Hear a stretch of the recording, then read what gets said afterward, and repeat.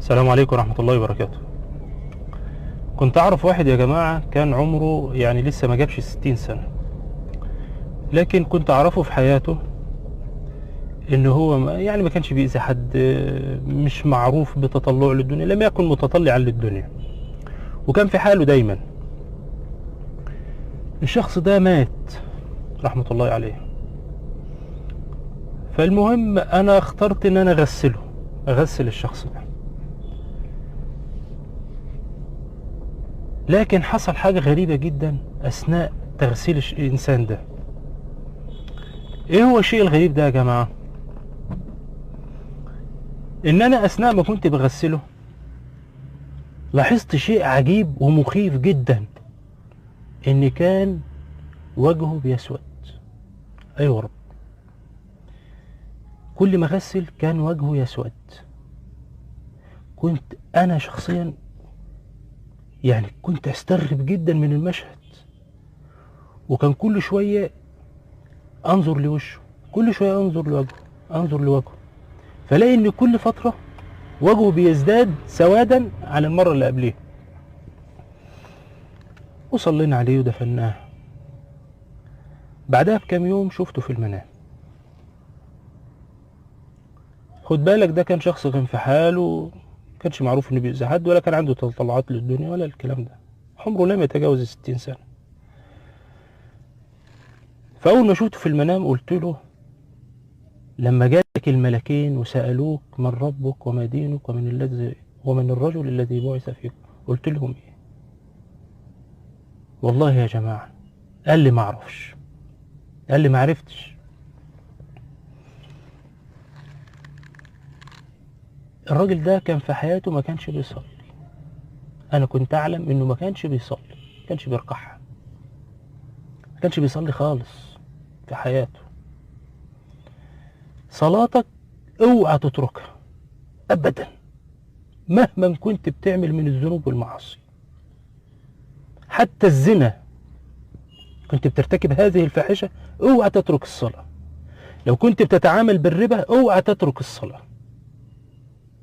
لو كنت بتسرق اوعى تترك الصلاة. لو كنت بترتشي اوعى تترك الصلاة. واوعى تظن ان فعل الكبائر والفواحش مبرر لترك الصلاة اللي رب العالمين فرضها. ابدا، ليست مبرر.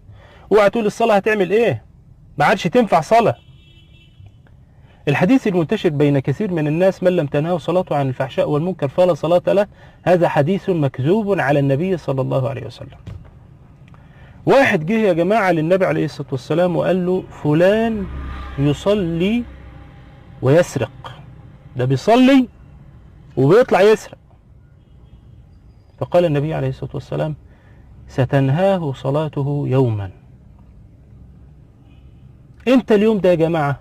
امتى اليوم ده اللي صلاتك تنهى فيه عن السرقة والزنا والرشوة والتعامل بالربا؟ لما نصلي كما أراد الله. مش رب العالمين هو اللي قال سبحانه وتعالى: إن الصلاة تنهى عن الفحشاء والمنكر؟ وهو بيصلي ويسرق، وبيصلي وبيزني، وبيصلي وبيتعامل بالربا، وبيصلي وبيتعامل بالرشوة، لكنه يصلي ليس كما أراد الله. لما نصلي كما أراد الله هتنهانا عن كل الفحشاء، هتنهانا عن كل المعاصي.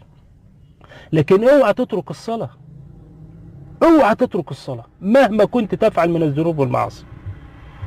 صلي وحافظ على وقت الصلاة وحافظ على الصلاة، لكن أقم الصلاة يا أخي، أقم الصلاة كما أراد الله. والله العظيم إذا صليت كما أراد الله هتستحي أنك تعصي رب العالمين.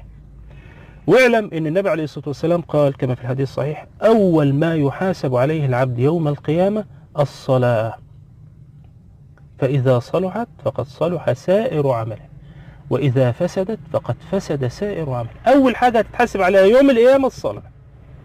الصلاة دي يا جماعة هي قبة الفلك بعد الشهادتين، بعد شهادة أن لا إله إلا الله، أشهد أن لا إله إلا الله وأن محمد رسول الله.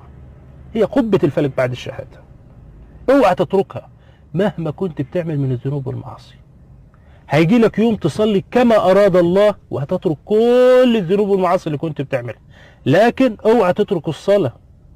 واوعى تظن او يسوي لك الشيطان ان فعلك للذنوب والمعاصي وكبائر الذنوب مبرر لترك الصلاة، وتقول ايه ما عادتش نافعة. لا، هتنفعك. امتى هتنفعك؟ لما تصلي كما اراد الله. الراجل لما قال للنبي كده، النبي قال له ستنهاه صلاته يوما. امتى اليوم ده؟ لما نصلي كما اراد الله. صلى الله ان يهديني واياكم، وصلى الله وسلم وبارك على نبينا محمد. والحمد